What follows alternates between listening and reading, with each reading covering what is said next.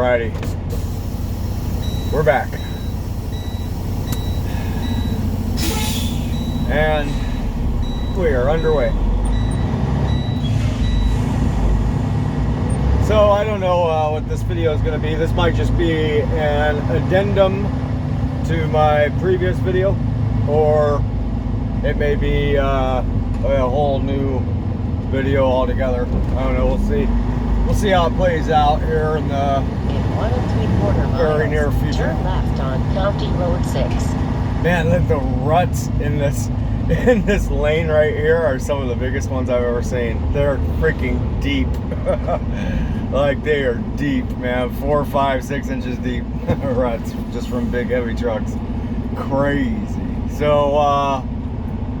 So yeah, the addendums aspect of this here video would be just an update, because I don't know if I provided what my miles are on the last one. So yeah, here I am in Dunnigan, California, just departing a pilot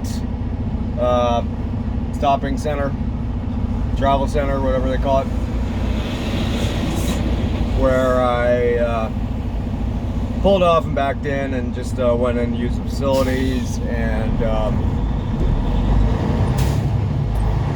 dealt with some paperwork, some paperwork, and did a further inspection on the truck and trailer real quick just before I got all the way up into the mountains, and everything checks out, looks really good.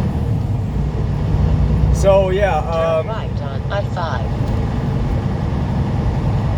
It is Monday, September 21st. The time here in California is 12:50 p.m. Temperature outside is it's pretty warm. I'm gonna say it's probably like 82, something like that. My temperature gauge, yeah, the truck was just sitting running for a little while, so I'm gonna have to let it acclimate before I accept a temperature reading from it. I think I'll let this truck go ahead and pass up and get in front of me here before I hammer down.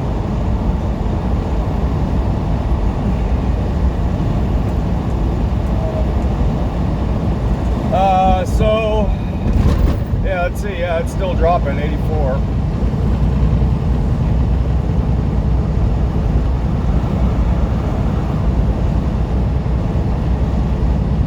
And yeah, the purpose was mileage. So I have 556 miles left to go to reach Portland, Oregon.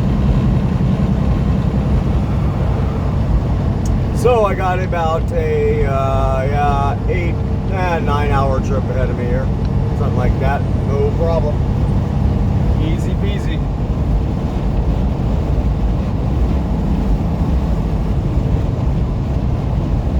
Easy peasy.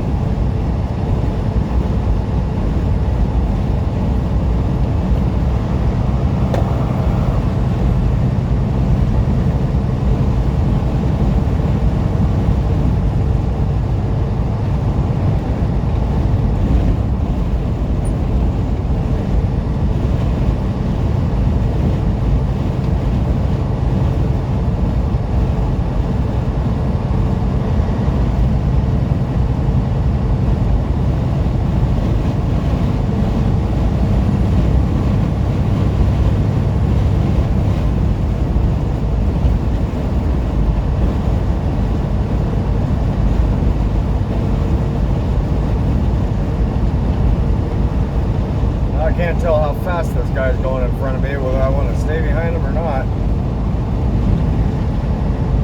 I think I'm going to likely pass him, but I have some vehicles coming up on my left, so I'll let them guys go by me and then I'll take him. Now I'm going to let one go by me. Shall I let the other one go by me? Yeah, he's coming up pretty quick. shall I?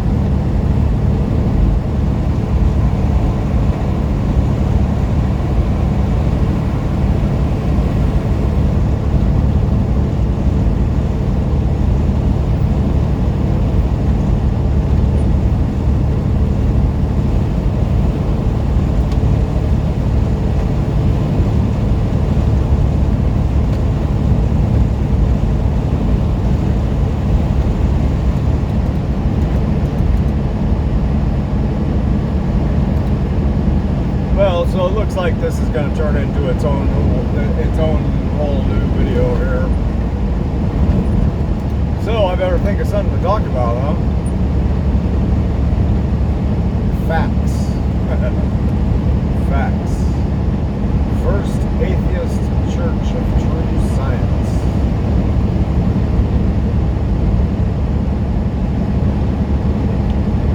Yeah, I know I got something else to talk about. I know I got some stories. Let me think about what kind of stories I got from my last trip from Kentucky to California, or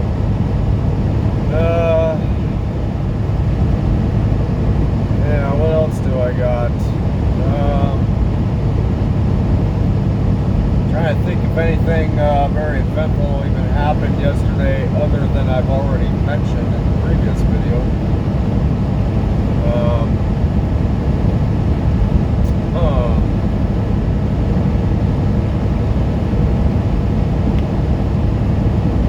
Yeah, I don't think anything other than how that Amazon facility was.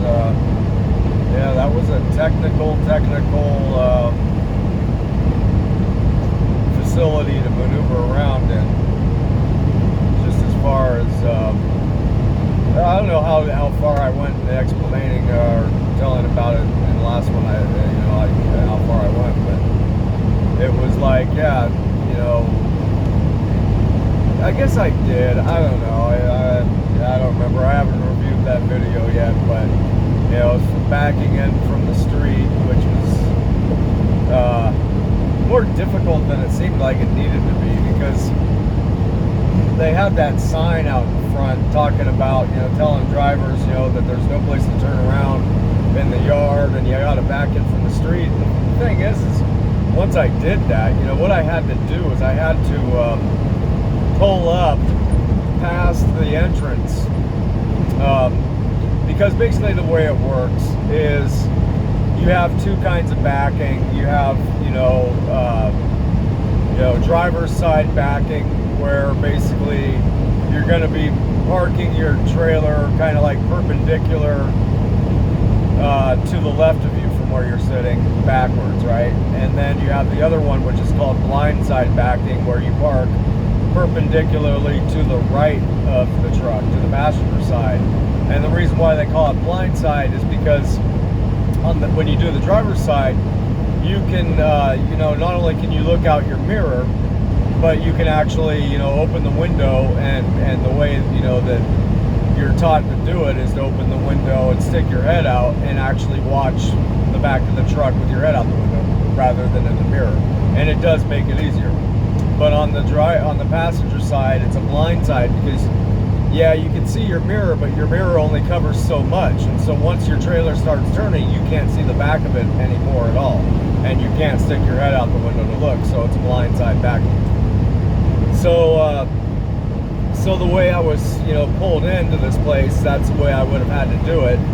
So what I did was I went on up, past the entrance to a side street there where I was able to take a right turn and then straighten out and then basically back up on my driver's side, back kind of on the, like if you imagine a T shape. And I was on the top of the T and the street was on the right, so I backed up. Basically, I was able to turn around. I'll just put it like that and get facing the other direction. So I could do a driver's side backing in once I got to the entrance. And I did, no problem. And backed all the way in there. And so once I got in there, I'm looking and I'm going, dude, the way this is set up, drivers could pull in straight and do the very thing that I did down the street inside the yard, and it was like way more room to be able to do it inside the yard than there was on the street. So I don't know why they do that to people, but they do.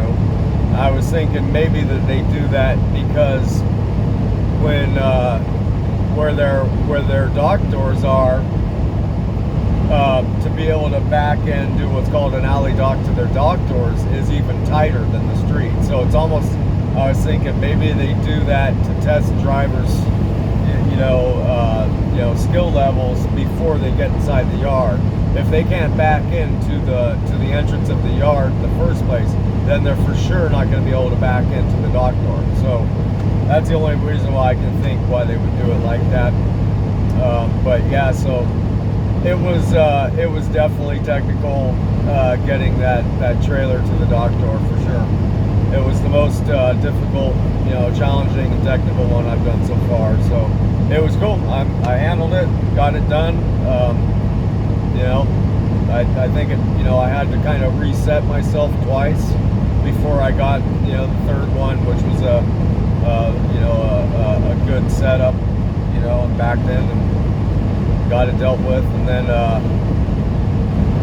it was funny because the guy at the check-in, I was talking to him while I was waiting for somebody else to dock their trailer and then unhook and then bobtail out. And I was like, yeah, so my plan is a round trip. So basically my paperwork shows a live unload, and then I'm taking an empty on the way out. And he goes, yeah, well, actually what we're gonna have you do is unhook and then go way down on the street. It might be an hour, might be 2 hours before an empty is ready for you. And there's 2 other bobtails out there already in line waiting for empties. Same kind of deal as me. So yeah, whatever it is, you're gonna have to kind of wait for them to get theirs first, right? Okay, yeah, no worries. So I do it. I back up my trailer to the dock door, and I get out. I go. I lower the landing gear on the trailer. I unhook the fifth wheel, the kingpin, and I unhook the air lines and electrical lines, right? And it's just a 3-step process, basically the same way every time. It takes like a minute and a half, from the time you get out of the truck to the time you're, or maybe 2 minutes from the time you get back in your truck and are ready to actually bobtail out from underneath it. So after I finish unhooking the airlines, I'm going to hop back in my truck and I hear activity in the trailer. And these guys were already unloading my trailer. And the thing is they have a system where you're not allowed to hook up to a trailer that's in a dock door if you have a blinking red X light at the dock door, right? It's a safety mechanism. So that way a driver can't inadvertently and accidentally hook up to a trailer and leave with it while people are inside it and a forklift is inside it and guys are working. It can cause a lot of injury and damage. So I hadn't even got back in my truck yet, and now people are unloading it and the flashing light is on, and I'm still essentially hooked up to it. I haven't pulled out from underneath it, and I'm like, wow. So now what do I do? So I go looking for the guy who checked me in. I couldn't find him anywhere. And I talked to a couple other guys. I was like, I don't know what I should do. Should I just stay hooked up to it and let them unload it and leave with his trailer? And nobody had an answer for me. So finally they found the guy, you know, and it was like, he goes, yeah, you know, you got, yeah, just go ahead and unhook up, you know, unhook. We let the guys who are unloading it know. So they're going to get out of the trailer for a couple minutes while you pull out from underneath it. And I was like, okay. He's like, yeah, but thanks for letting us know. So whatever. And then yeah, just, you know, pulled out from underneath it.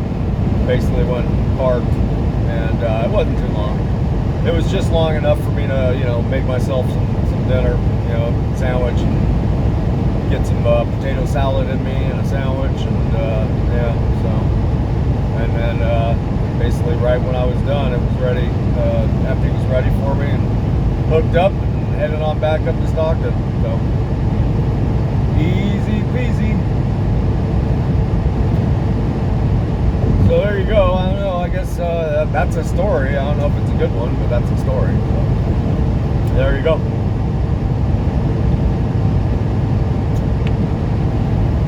Well, there definitely isn't much to see up along I-5 here, so for quite a ways. So I probably won't see it again until I reach